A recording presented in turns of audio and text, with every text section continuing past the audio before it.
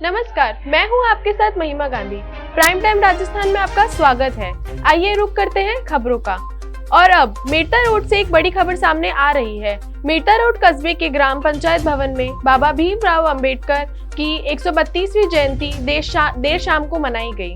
इस दौरान ग्राम पंचायत भवन में मेड़ता रोड सरपंच प्रतिनिधि मेघराज जोटवाल ने डॉक्टर भीमराव अंबेडकर की 132वीं जयंती पर केक काटकर लोगों का मुंह मीठा कराया।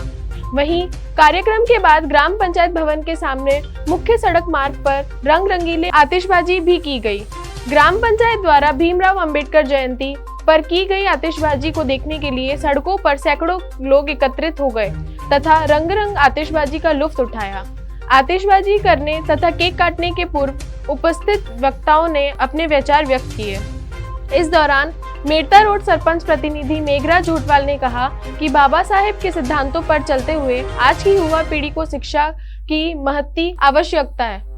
उन्होंने कहा कि जब युवा शिक्षा ग्रहण करेगा तभी देश का विकास होगा। उन्होंने कहा कि आज हम आजादी से अपना जीवन यापन कर रहे हैं, इसका श्रेय भी बाबा साहेब भीमराव अंबेडकर को ही जाता है। जोटवाल ने कहा कि बाबा साहेब डॉक्टर भीमराव अंबेडकर ने देश में संविधान लागू कर ऊंच नीच भेदभाव का भेद खत्म कर दिया। कार्यक्रम में अध्यक्ष पद से बोल रहे थे।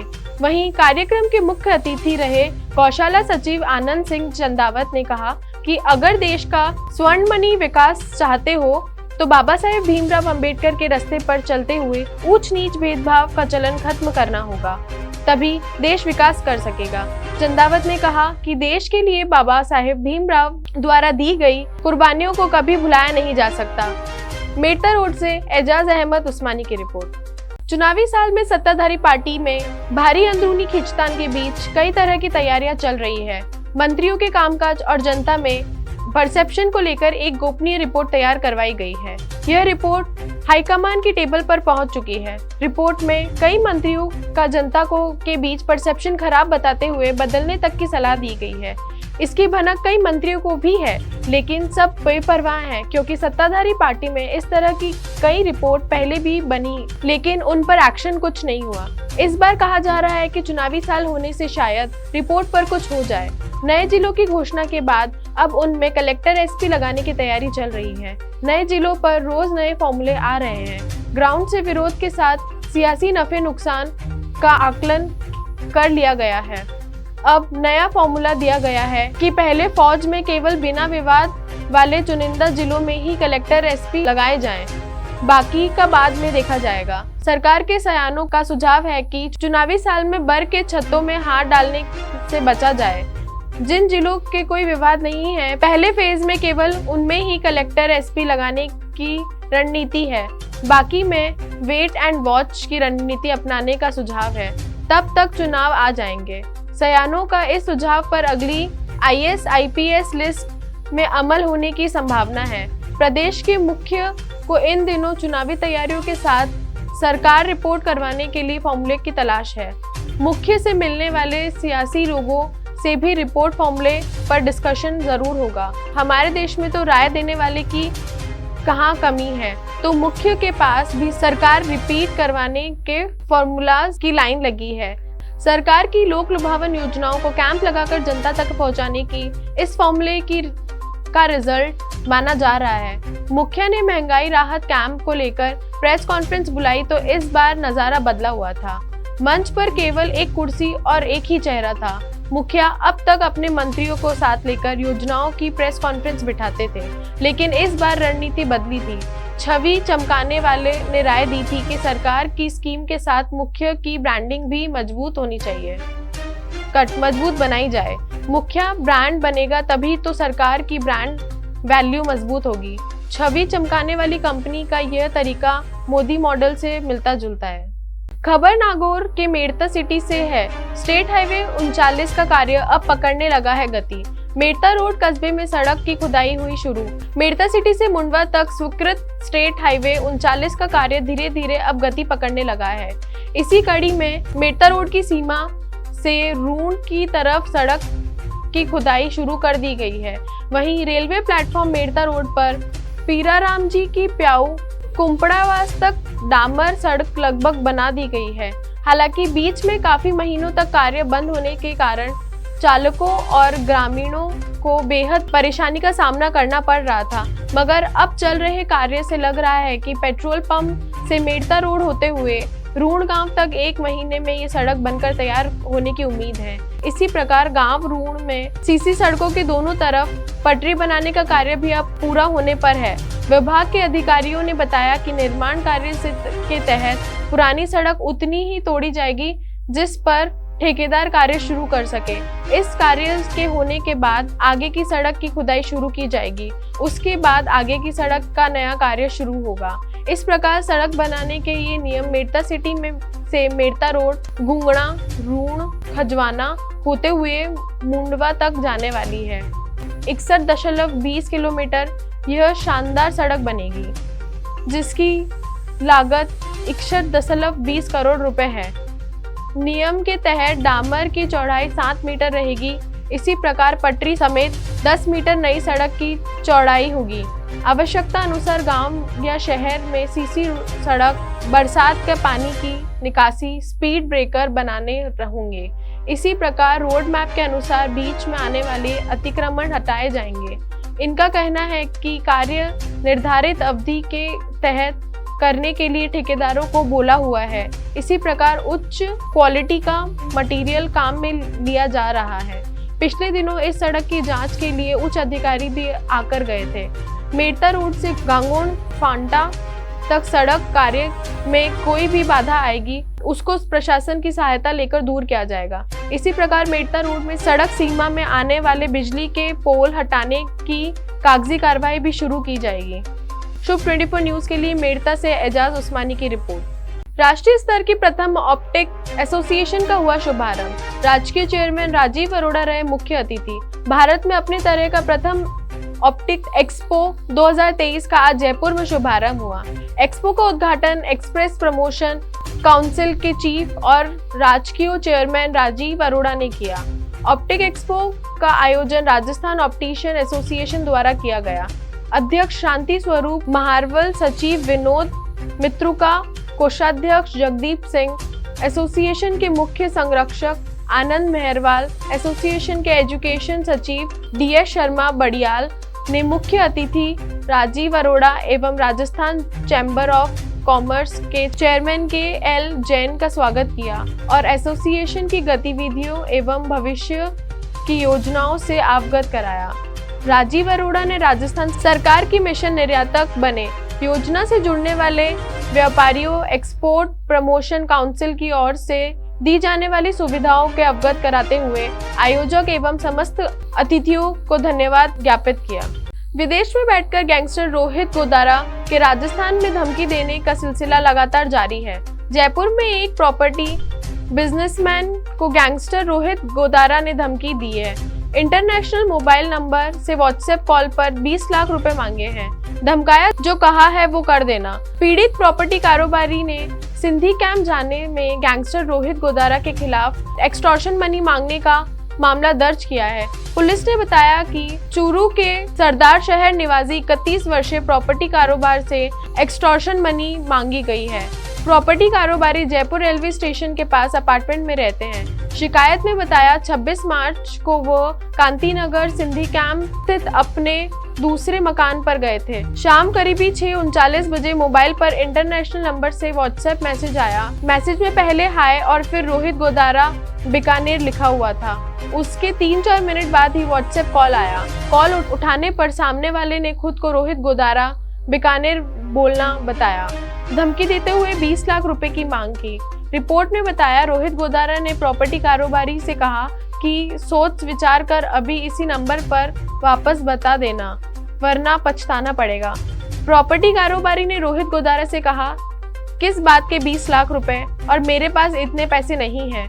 रोहित गोदारा ने धमकी देते हुए प्रॉपर्टी कारोबारी से कहा, अगर जान की सलामती चाहते हो तो जो कहा है वो कर देना।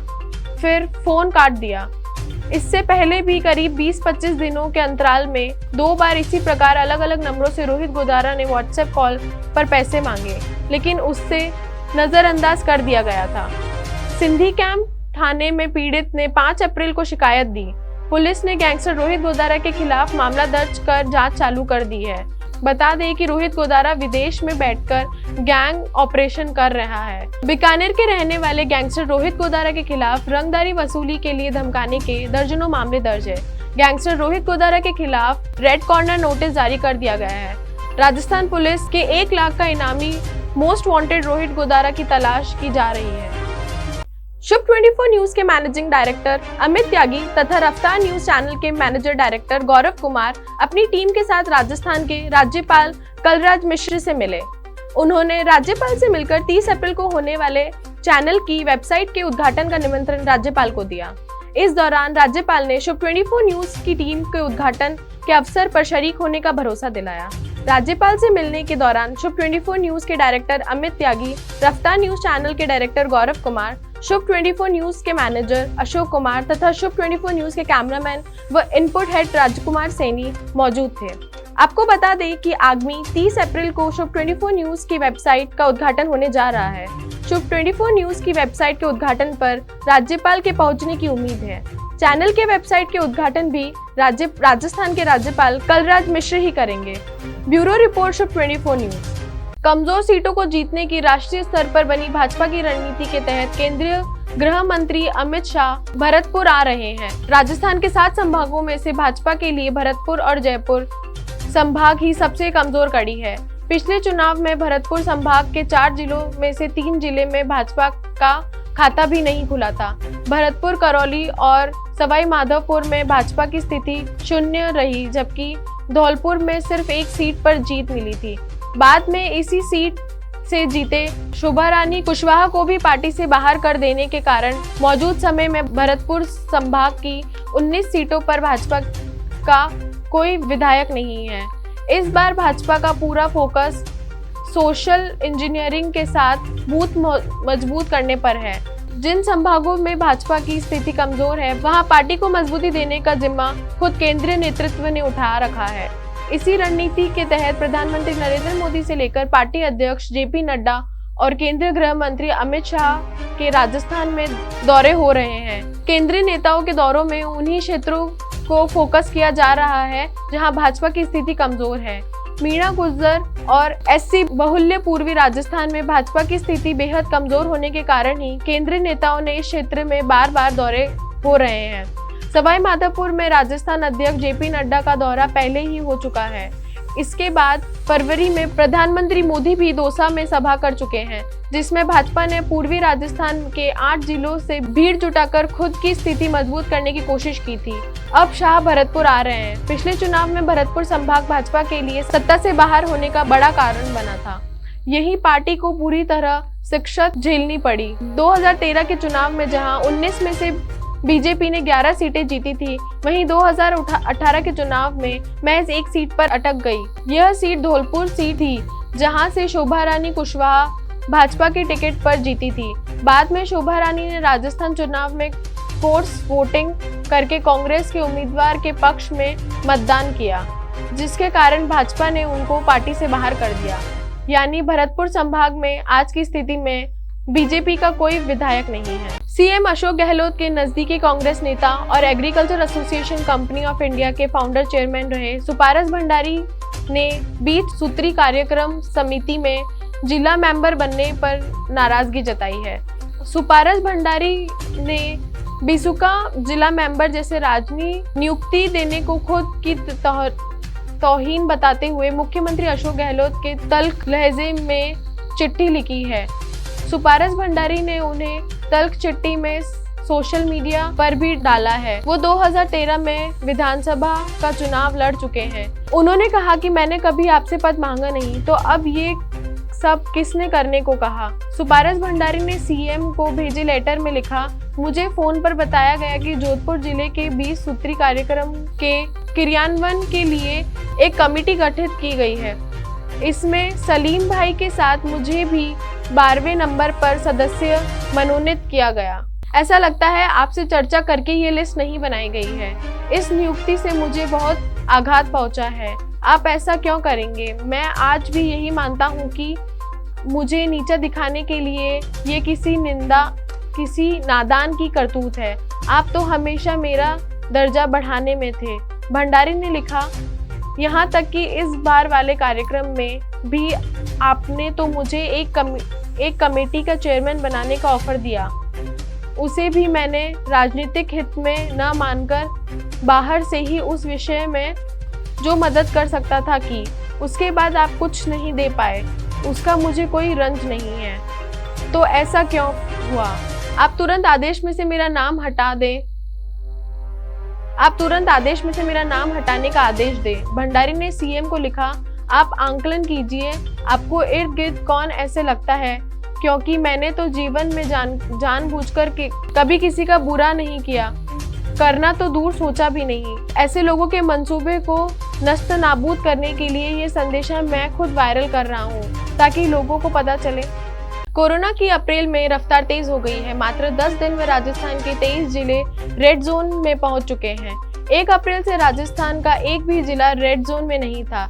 राष्ट्रीय स्तर पर तैयार सभी राज्यों के 12 अप्रैल तक की साप्ताहिक पॉजिटिविटी रेट ने हैरान कर दिया है। 7 दिन की संयुक्त स्टडी में सामने आया कि राजस्थान के 10 जिलों में पॉजिटिविटी रेट 10% से भी ऊपर पहुंच चुकी है।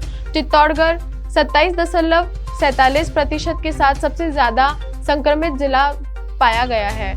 जयपुर की 14.42 और जोधपुर की 9.92% रही। स्वास्थ्य विभाग के अफसर कह रहे हैं, अभी केंद्र से सख्त गाइडलाइन नहीं आई है। बड़े राज्यों में देश में सबसे अधिक पॉजिटिविटी रेट राजस्थान के चित्तौड़गढ़ की 27.47% है। इसके बाद दिल्ली के विभिन्न इलाकों के 26.52% है। इसके बाद महाराष्ट्र, केरल, उत्तर प्रदेश, मध्य प्रदेश आदि सभी में जिलों की पॉजिटिविटी रेट इनसे कम है। 10 से अधिक पॉजिटिविटी चित्तौड़गढ़ 27.47, डूंगरपुर 21.43, जयपुर 14.42, अजमेर 14.40, उदयपुर 13.86, धौलपुर 13.64, राजसमंद 13, बीकानेर 11.17, चूरू 10.71, जैसलमेर 10.13। 5 से अधिक पॉजिटिविटी जोधपुर 9.92, 12.8, भरतपुर 7.89, सीकर 7.76, झालावाड़ 7.36, श्रीगंगानगर 6.20, बांसवाड़ा 5.78, सिरोही 5.81, भीलवाड़ा 5.34, बूंदी 5.19, नागौर 5.8, प्रतापगढ़ 5.8, पाली 5.5। गुरुवार को जयपुर में 2, नागौर में 1 मौत हुई। शुक्रवार को चोरू, हनुमानगढ़ और जयपुर में 1 मौत हुई। सोमवार को झालावाड़ में 2, बीकानेर में 1 मौत हुई है। फिलहाल खबरों में इतना ही। महिमा को दीजिए इजाजत। नमस्कार।